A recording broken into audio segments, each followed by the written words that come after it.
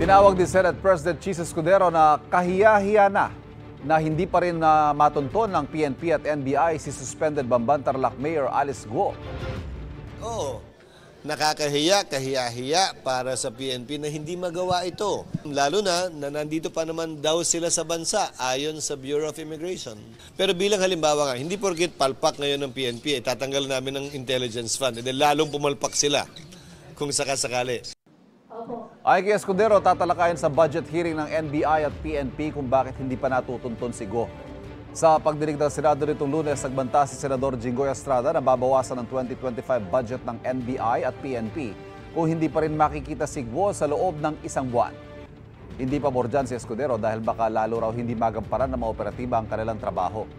Pinaaresto ng komite ng Senado si Guo dahil ilang beses na siyang hindi sumipot sa pagdinig tungkol sa mga iligal na pogo. Sabi ni NBI Director Jaime Santiago, patuloy nilang hinahanap ang alkalde. Pagtitiyak niya kay Guo, hindi madedehado ang alkalde kung susuko siya sa NBI. Sinisikap pa ng GMA Integrated News sa kunin ng pahayag ng PNP.